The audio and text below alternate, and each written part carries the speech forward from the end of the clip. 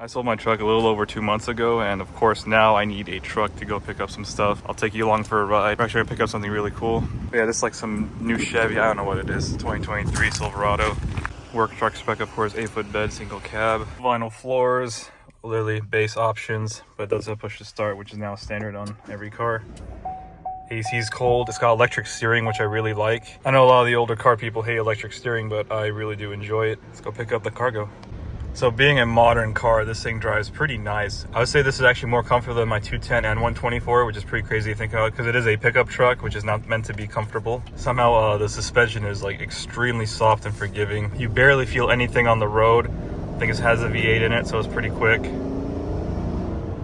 It's just pretty crazy to see how 20 years later a truck can be as comfortable as a car. My 03 F-150 was definitely not that way. All right, got it all loaded up. Actually fits pretty well in the truck. It's a huge shipping place.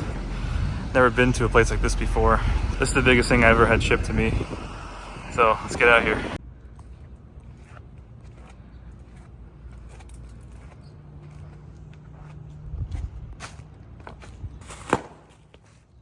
My bad. And we got a Wagon muffler in here, which I'll take out in a minute. But yeah, check this out. We got a matching black and white third row. Of course, the second row with all 3 headrests. So we got 5 two-tone headrests. That's so badass. And the super rare third row. I've never seen a third row, especially in person, only in pictures. And it looks so good. I'm so happy about this. This is kind of a dumb decision. I really shouldn't have bought a full interior for a Wagon that I don't have yet. But I knew down the line I was going to do this eventually. And when I found this interior that popped up, I just had to have it, knowing if I had to have this redone in the States, this will cost way more than it would to have it shipped over here. So pretty happy with this purchase. It did hurt. This purchase was by far the most single expensive thing I've ever bought for a car. But I know that I really wanted to do this, so it's all good. It's all good, man. So this was the crate it came in. I took the top off. A little bit of a challenge to take off by yourself, but it's doable. Pretty good packaging by the seller. You know, these seats aren't too damaged. I'll have my leather guy come touch it up, you know, get all those creases worked out a little bit. There's a little bit of pressure on there from shipping, but I'll make these look a lot better. I know they're never gonna be perfect, but that's okay because this Wagon I'm gonna daily drive anyway. But as long as the second and third row are all right, which they are, we're in good shape. I do have 4 matching door panels, and these are pre-facelift spec. So no Napa leather and the separate handles. So I'm going to use the facelift because it has a Napa leather, and I have another set of inserts with the SRS button on all 4. So I will be using those instead of the pre-facelift. And these are pre-facelift seats, so there is no perforation, which I'm actually okay with. They're more durable this way, which is what I wanted for a daily driver. And I think with the Napa leather facelift door cards, they'll look pretty good. They're technically not correct being pre-facelift, but you know, that's okay. Especially because we have the second row and the third row that match. That's like the hardest thing. No one has these in the States. No one has a matching second and third row. They just do the first 2 seats, and everything else just standard spec, which I don't like. So I like the AMG two-tone. So funny enough, the black and white interior is the original interior I wanted to put on my sedan. That was what I wanted when I first got that car, and then I found the red, which I didn't know the red existed, so I got the red instead. I always wanted a car the black and white, and I'm glad it's going to be my Wagon, and my Wagon's going to have the blue tint. So the blue tint with the seats that are like kind of white, it's going to pop. So I'm really excited about that. So hopefully we'll get the Wagon here soon, and we can put these seats in and do a bunch of other cool stuff. I just wanted to share this day of picking up the seats with you. Here's the muffler, AMG specific for the 210 Wagon. Got the oval tips on there just like the sedan. Check out how these pipes are routed. Pretty interesting. We got the inlet there and the 2 outlets, so this should be a fairly bolt-on thing for my Wagon. Probably the downside is the inlet there, but it should line up nice with the rear bumper when I get it on. So here are the front 2 seats. So this came out of a right-hand drive car, which means that the driver's seat is the opposite. What that means is, if we see here, you see that little yellow connector right there?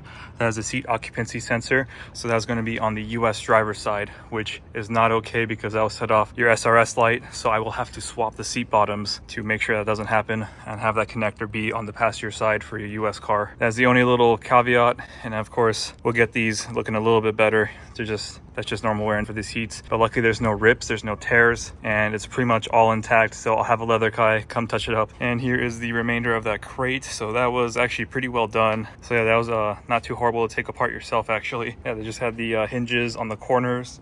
So this thing is actually pretty easy to take apart and put back together. All right, have the interior laid out one last time before I put in the storage. So let's take a look. So we got the 4 door panels.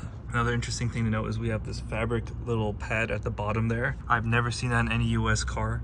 None of my door panels that I've ever seen had it, and it does look like a factory part, but if anyone knows anything about that, please comment down below. The seats are definitely dirty from, you know, just probably storage and however the previous owner kept it, so I'll have to have these cleaned up. I'm gonna Leatherique all of it one day, and then I'm gonna go and have a leather guy touch up some of the stuff. I mean, this leather, like, it's not bad, it's just slight cracking, which is normal. That's just how leather wears. I'll have a guy come in, re-dye it, make it look way better, and it will look almost like new. Of course, like most 210s, it's missing the little stopper right here that fits between the armrest firewall and the seat, so your stuff doesn't fall through. But luckily I have a pair of those in storage, so I can use those on these seats. Here we are to the third row, which is my favorite part. So the third row is standard on all US 210s, but since we never got the AMGs, we never had the AMG stitching, so that's why I really like this. I like the white leather. I'm gonna call it white leather, so I don't care if you correct me and call it gray, but it's white to me. It's a little dirty from storage. You got a couple marks, which will hopefully the Leatherique will make a lot less noticeable, and the sun will hopefully get that back into shape. But I'm happy with the condition it's in, so I'll probably have to piece together a couple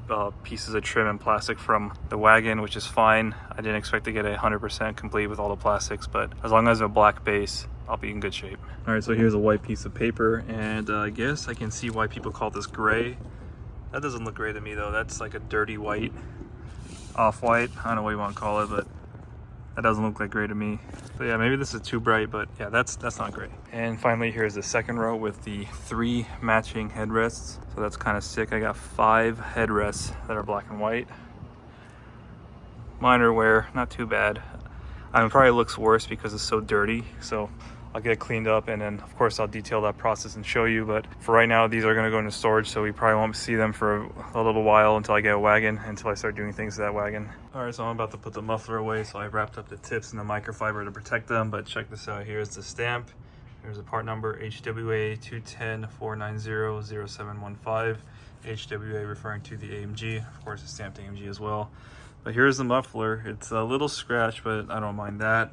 You could just throw a coat of black paint on this. But overall, it's in good shape. It's not rusted through. It's stainless steel.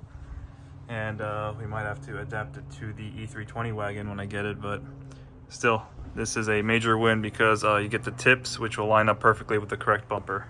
So the interior I originally wanted for a 210, almost 8 years later, going on the Wagon. So I'm super excited for what's to come. I hope you enjoyed this video, and thank you for watching.